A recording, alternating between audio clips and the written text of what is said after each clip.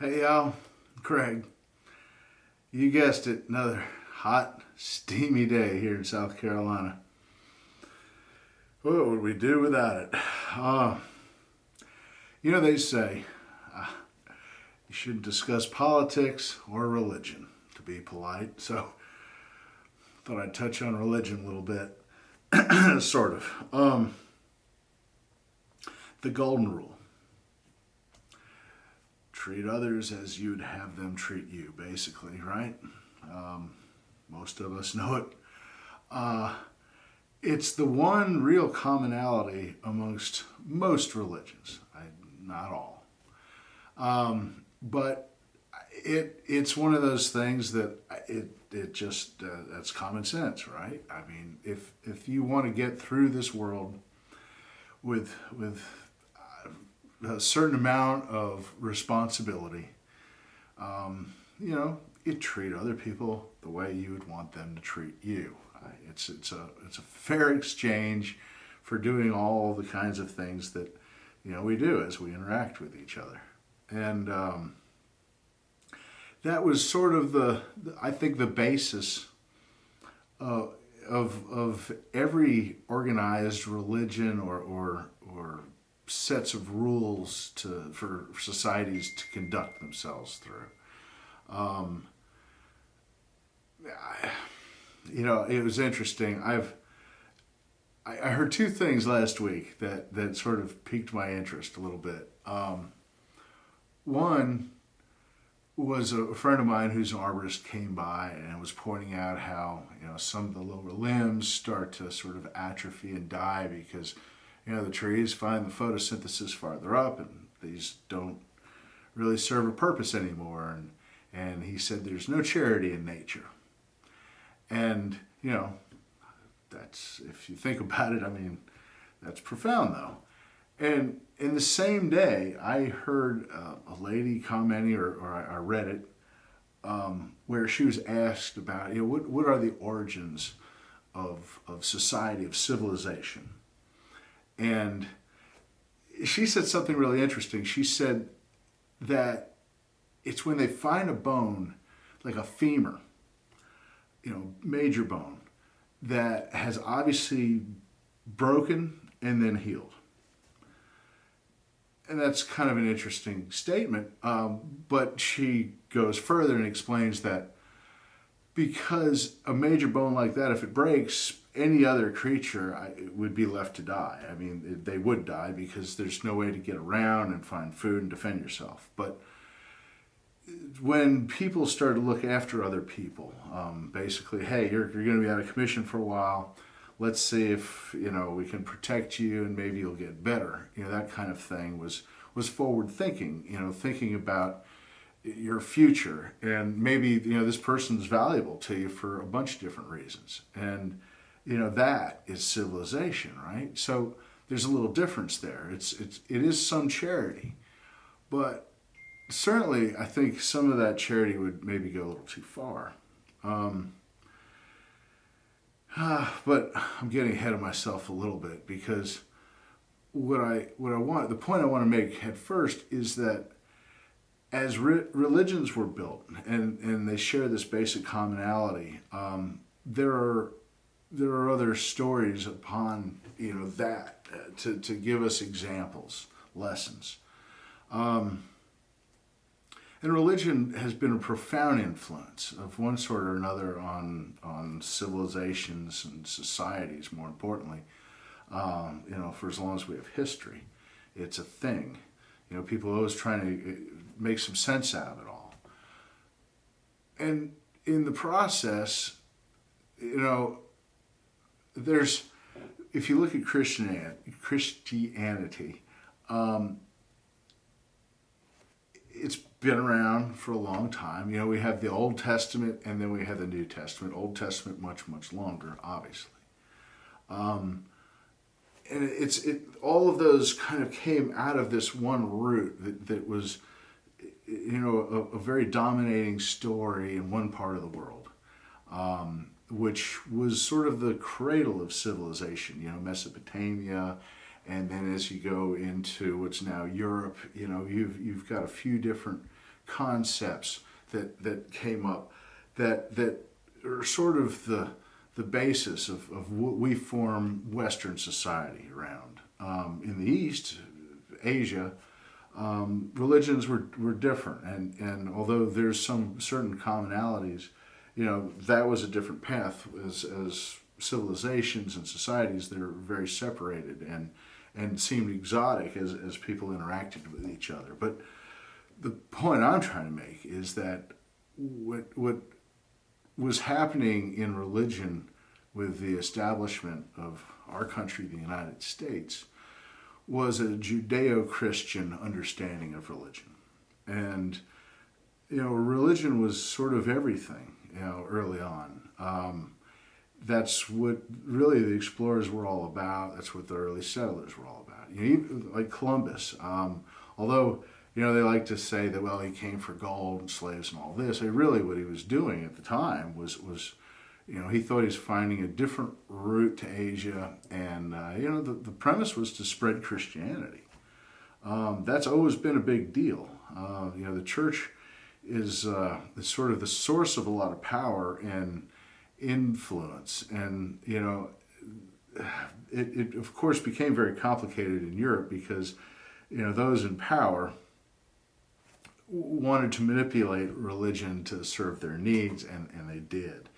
And there was this rebellion against that over time, and people would break away, wanted to practice religion the way they saw fit, not the way that the king or whomever wanted them to do it. Because they would start to change these things again. Maybe it was a divorce or a separation or some power struggle. They wanted to change religion to suit their needs, to give them the additional power. To make them legitimate when in normal circumstances it would be considered wrong. But now, with the church saying, fine, go ahead and do that, and we're all behind you, and I think we're going to reform the church to reflect your new ideas, which are so superior to the old ones. You know how these things work. But when this country was formed, it was a refined version, because again, the Pilgrims and a lot of the early settlers wanted that freedom to practice religion as they saw fit. Certainly some of them still had serious binds and beliefs to the homeland, to whatever part of Europe they came from mostly. But it was that search for clarity, the purity, if you will, of the original concept of the Judeo-Christian fundamental understanding of morality. And that's where basically I want to be, is to talk a little bit about morality and what's going on with it these days, because there's been a sliding scale, and now we find ourselves at a point where we've gone way past what used to be acceptable behavior, and we've become more and more outrageous. And this has happened many, many, many times, in history. It's like that pendulum, the really sort of very conservative side to the very liberal side, if you'll use those as examples. And boy, those are two terms that have changed. But it's like everything else, we're maybe going so far towards relaxing those morals and challenging the norms of the past that, we're really getting into some territory now where almost anything goes. And, I'm not one to judge. But, I'll say this. It's interesting how the people who are one to judge will use this, where society has moved beyond the old norms and gotten a little more outrageous. And we've all moved up, even the most puritanical among us have kind of moved up. And then all of a sudden, somebody will turn around and hit you with something like, well, you've done something that doesn't adhere to the standards of the past, and so you're guilty. And, but standards have changed, but we all still understand what those standards of the past were. I think we all know that we've kind of moved beyond what we really should be. And we've become something maybe a little too sloppy when it comes to the morals, right? But how often have you seen people who are obviously, they act just as pure as the driven snow. But we know by their actions that they are anything but. But those are the people who throw the dispersions, right? They're the people that point out the shortcomings of others at an almost impossible standard. So that's something I think perhaps we should reject. When we see something that outrageous, even if it's a hero of ours, I think you have to call people out on it more and more because, most people would agree it's gotten too far out of hand. And what do I mean by that? Well, I'll give some examples after this short break.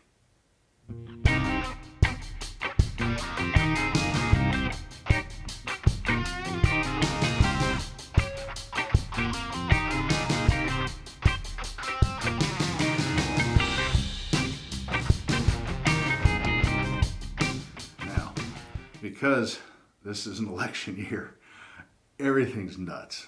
But because it's 2020, things are just off the chart nuts, right? So it's confusing what our standards even are anymore. But how did we get here? A lot of folks would blame Trump. Oh, when he got into the White House, everything went out the door. Of course, this all started to happen way before then. And I actually would argue a little bit that under Trump's command of the White House, maybe things have tightened up a little bit. There's reason to suspect that's actually happening. But how did we get to this point? Well, like I was saying, the pendulum swings. And certainly after World War I, World War II in this country, and the Korean War, people had had enough.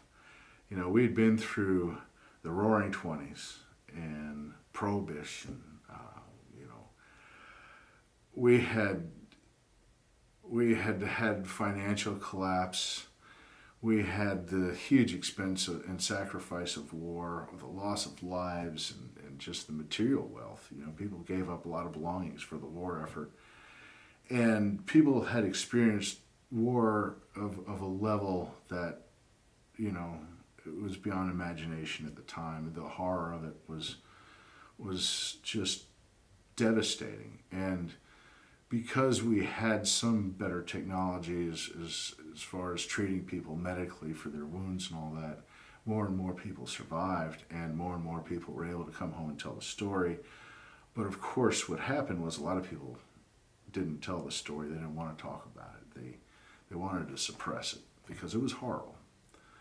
And certainly, we see how that's still the case. I mean, anyone that's been off to a really active scene of war, they're usually going to come back changed because, war is horrible.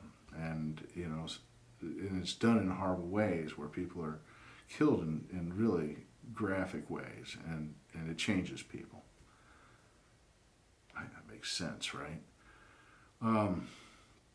So after all this, society sort of wanted a certain normalcy, no more surprises. Let's just, button down and get to work and create a solid society. And so, we became,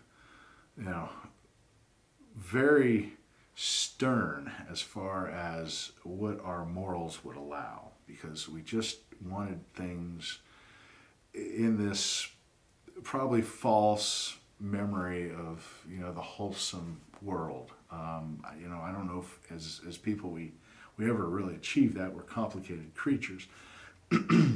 But anyway, the society was pushing for that, and we had McCarthy and searching out the communists and stuff like that. And, maybe that's where we started going a little too far. So their kids were raised in such a way that they wanted them to have that sort of childhood that a lot of them were denied, and so they gave them a little bit extra freedom to enjoy that hard-won liberty. And people being people, we took advantage of that, and we all know how things were in the 60s, certainly as the 60s closed, and there was the summer of love, and we all knew about hippies and stuff like that, and some of it good, because you can't stay that buttoned down without something exploding. But there were other powers that got involved that sort of pushed us beyond good, healthy growth to push that envelope, go farther. It was like the the women's lib movement. On the surface, oh yeah, of course, women should be considered the equals. But the thing is that women and men are different. And I don't mean from the standpoint of, men are smarter or women are smarter or whichever. What I'm saying is we're just different. I mean, if you've been around each other for a little while, you know that. Just the way we approach things, do things, not in every case. Obviously, people are complicated. But just our basis of life, we're just, how we approach things are a little bit different. And, women are better at some things than men just by being women. They're much better at having babies than men. Okay, obvious stuff. Well, the thing is, when you start to push for equality, you neglect that part, and you're making assumptions, right? Well, all women want this. And, some women did, some didn't. Opening the door for more opportunity is a good thing. But insisting that everyone should react to your march for more or change is ridiculous. Our basic understanding of people is that, there's different needs. And some people are meant to push the envelope, and then the rest of us kind of watch and we make our determination. Is that better or worse? But it's where all of a sudden we have somebody that feels very powerfully a certain way that is beyond the norm, and energizes people and organizes people to help them push this with not so much the argument of why it's better, but push it just because they want it. We're all good with a good argument, I think. If you can convince me that you've got a better mousetrap, I'm going to listen to it, I'm going to watch it, I'm going to make a determination. Say, I'm going to give this one up, I'm going to go for that. Most people are rational that way. But this becomes irrational. It becomes an argument where, no, I want this so bad, and I don't see why you don't want this as bad as me, so you must be a horrible person. Sounds crazy when you say it that way, but look where we are now, right? You've got all kinds of different groups of people who feel very, very strongly about things that society, our basic common core, feels like, that's not really what we do.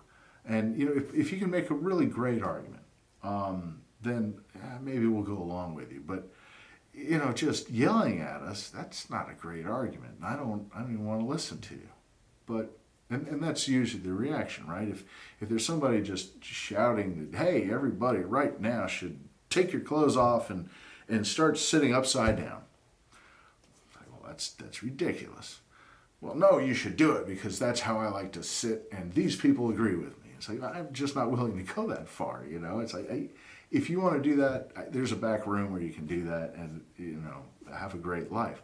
But when they start to insist that you do these things, and to your eye, it looks absurd, you know, that's where, you know, there's trouble starts brewing. And then if all of a sudden they tell you, no, I mean, you really have to do this. And a bunch of these people start getting in your face and they're insisting, take your clothes off and sit upside down on this chair. It's just like, why? No. And you know, they're really serious about it. It's absurd. But that's where we are. So we've allowed these special groups, you know, and kind of starting with the women's movement, but there's certainly been many others. Well, look at our whole issue with police brutality right now. Does it happen? Sure. You know, we've all seen evidence of it. Does it happen on a regular basis? You know, the numbers don't support it in most of the country, but certainly in some areas, yeah, you know, it seems to be beyond what we'd consider acceptable. Okay, well, what are we going to do about it? Well, you know, let's I don't know, what, you form a committee, or maybe we should just talk to their boss, right? And say, hey, why do you have a problem here? And the boss should be able to give a good explanation, especially if that boss is elected, right? Like the sheriff. Hey, sheriff, how come your police department's got a bunch of cops in it that are harassing the citizens? They better have an explanation. Next time an election comes around, they're out of there, right? And that's how it works. If it's really extreme, you know, then people will start to make a lot of noise about it. And usually it catches the attention of the press or something like that. And if it's a rational argument, like, look, this man is running a police force that is causing us harm, usually that statement can be made and be received by people who can help you push your cause and make changes, if you're being rational about it. But, you know, things have changed now. So where, you know, look at the dynamics of politics alone. And I think that has really helped push a lot of this change towards, you know, getting away from the old standards and allowing things to become more and more outrageous. Because, you know, think about it, politicians are the lawmakers, and they're the ones assigned with the duty of making sure that our laws that are long established are being followed by both sides, right? Both the politicians or the state and the citizenry, regardless of race, color, creed, whatever, you know, the usuals. It's, you know, people. That's how government's supposed to work, right? That's really their only job, is to keep us safe and to keep us in line to a certain degree. You know, we've already agreed on the established laws. You know, there's a Constitution and a Bill of Rights that tells us what the government is going to do for us. And there are the laws that basically say, yeah, and this is what we're going to do for the government. And together, by observing these things that we've all agreed on previously, we're going to have a better society, right? We're going to allow each other's femurs to heal, looking out for each other and making sure that your neighbor's not going to come over there and bludgeon you to death and steal all your stuff. But the expectation has changed now. You know, you can see it in these big cities, right? You can see people who, you know, there's criminality. There's peaceful protests that we're all told you accept those. And we do, because that's the American way. But these peaceful protests seem to happen later in the day, like more like in the evening, and they happen in parts of town where protests didn't, you know, really usually wind up. And, you know, it just, you can see how this stuff's setting up every time, because the peaceful protest, which incorporates, I believe, local people who feel strongly about whatever the issue is they're protesting, is obviously seated with a bunch of troublemakers. And as the night goes on and gets late, the troublemakers are kind of the only people left. You know, the normal people out there concerned with what's going on in their town, of going back home and going to bed and taking care of business. But the troublemakers are still out there. And, we're obviously now seeing how things are actually dropped off. I mean, they just busted some guys the other night that there's like a bus and a bread truck and something else, and these guys had stopped, and they'd heard about this group, and they stopped at a gas station, started filling up a bunch of containers, and once they followed them and pulled them over, they found all the usual troublemaker stuff, right? From the helmets and all the stuff that they put on and the communication stuff and the troublemaker stuff. These people were traveling to the site where they're going to make trouble. They're out there specifically to make trouble. This would never be tolerated, under normal moral government. But it has been allowed. It's been allowed to grow. And, in Portland, now over 80 days of this, that doesn't happen. I remember the friend had mentioned, oh, well, it's a bunch of white supremacists because you see it's a bunch of white guys. And, it's like, well, honestly, first off, I refuse to believe that there's that many of them because they're just idiots. But these guys are organized in a way that those guys have never been organized. And plus, the radical leftists that run those local governments and the sheriff's office and the DA especially, they would never tolerate with a bunch of right-wingers. They'd never put up with it. No, they're putting up with this because they agree with it. So getting back to kind of where we started, right? We've got the golden rule: treat others as you would be treated. And, you can see endless video of people treating others really poorly.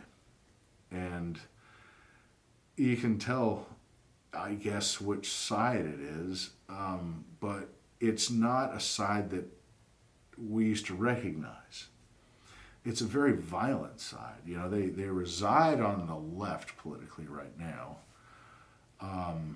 But I think that's just a matter of convenience for them because the Democrat Party has been kind of hollowed out, and they've kind of taken over the power structure in there. I mean, you saw it with Bernie and all of his supporters. The whole socialism thing is A-OK.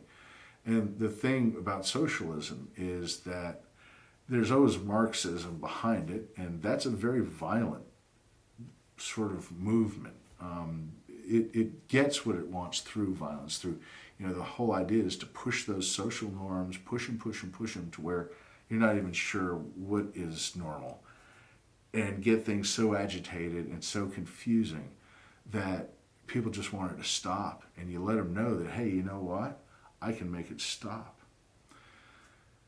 Whether or not you tell them that you're the one that's making it go, I'm not sure. That's not usually how they do it. But these days it's so obvious. But regardless, you can see again after the Democrats' convention, they weren't renouncing this violence at all. They weren't even talking about it. And they certainly know about it because, again, it's super liberal governors, mayors, sheriffs, DAs that are allowing this to happen. There's certainly somebody that's funding it, if not, several groups of people, because even though they say there's no central direction to these groups, they all fundamentally know what to do and where to show up, and they've got money behind them. I mean, these people aren't going to their jobs because they're out there rioting, right? So I think at this point we know the people involved, and it's in a lot of cases it's the same people who have been pushing those morals, towards the wrong direction, the social norms, right? I mean, you can't, as a guy who's been censored on Facebook for, my music video, Liberty, and they didn't watch the video, it wasn't like there's anything outrageous in it, it was just the headline, my liberty so hard won, my liberty has come undone. That's part of the lyrics of the song, and that's what I had in the ad. And it's just these days, as a musician, I've got to pay for these ads if I want anyone to even see any of my videos, because they throttle it way back. Anytime you attach a YouTube video to one of your posts, it's like 15 people will see it, And they tell you that. It's like, aha, but hey, if you pay for this boost, we'll actually let people see it. And I don't usually do that, but it was Memorial Day, and it felt right, and it was kind of a patriotic thing, and I was starting to get really sick of the whole shelter-in-place mandate, and that was so long ago. But as a guy who's experienced this through Facebook, and certainly the stories are so numerous of conservative people being squelched. They just don't give you much of a voice, and if any, and then they'll say, well, your claims are false.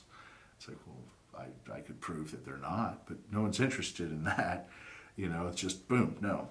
The cancel culture steps in, and so that's where we're at now, right? It's like, again, the golden rule, So that would say that, well, if you can speak and speak loudly in my face about what you believe, then I can too. But good luck trying that. If you've got something to say that this one particular side disagrees with, they're going to shut you down. And some of them are in positions of authority where they can actually get you in trouble. And one of the things they use is that sliding scale I was talking about earlier. Whereas, well, this was normal, and now this is normal. So it's where, well, you couldn't used to say those words on TV.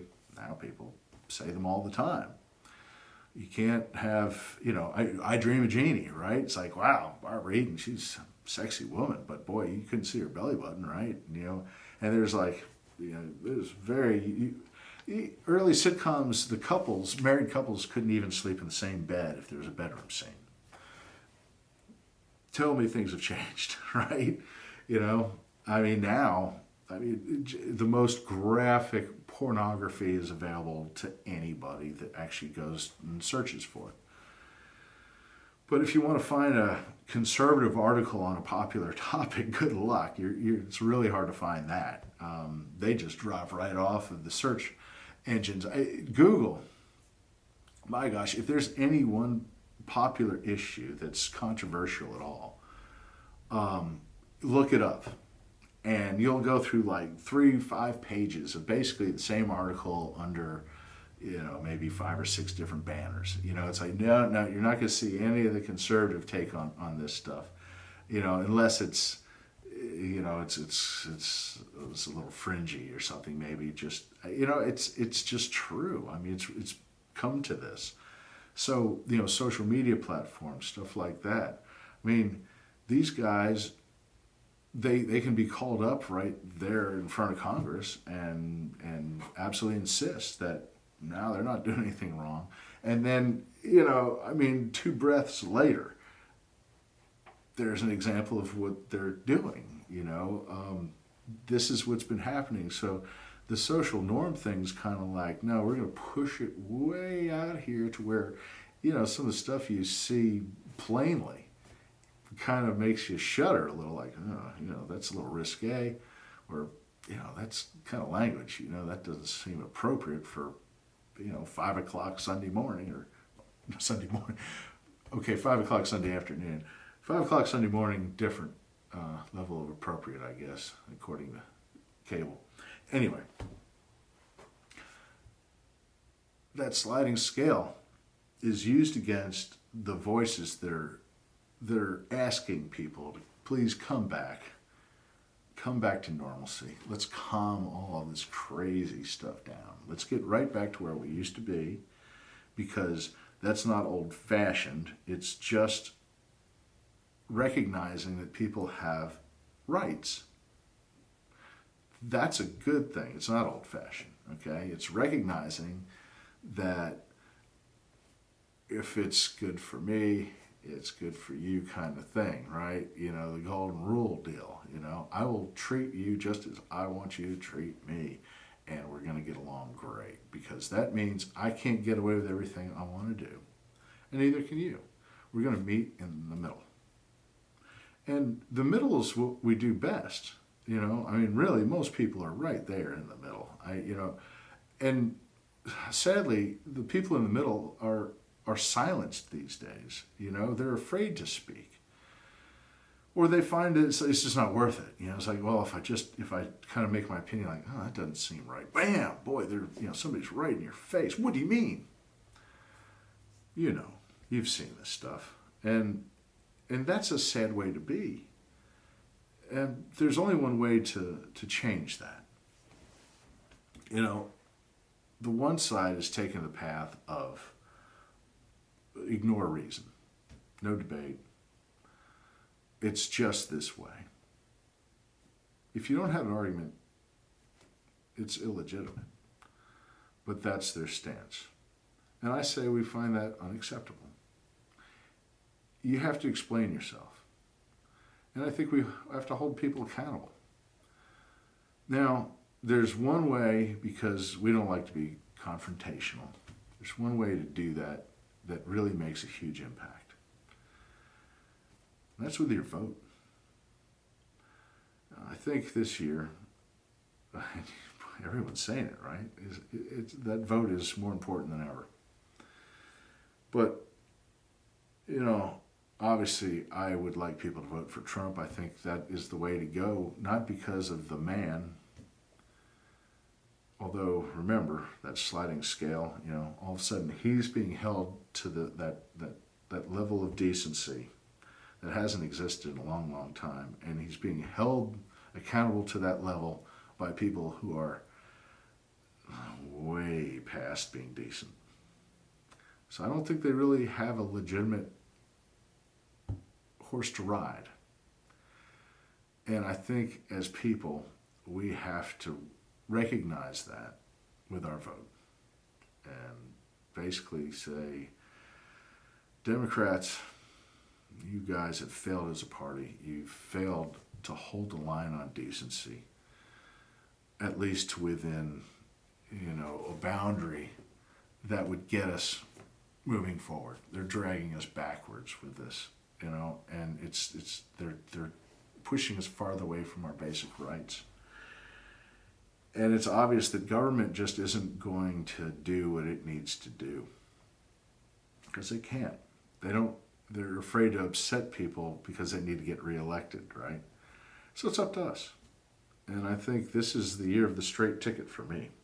Are all Republicans great? Nope. But the Democrats have gone so far off that I can't support them and I can't condone them in any way, shape, or form. And that's too bad, because I have voted for Democrats in the past. I even voted for Clinton the second time, and you talk about the sliding scale, right? But he was trying, he was working across the aisle, at least that was my impression, you know, back then with Newt Gingrich and balancing the budget or coming close. But since then, what's happened? It's just slid away. So it's up to us. So didn't really talk about religion, but you know, the idea being, we know what's right, we know it's wrong, we know it's doing things wrong, we want things normal and good. This is one step to get there. The rest is live by the golden rule. Thanks for listening. Have a great day. I would vote for Trump.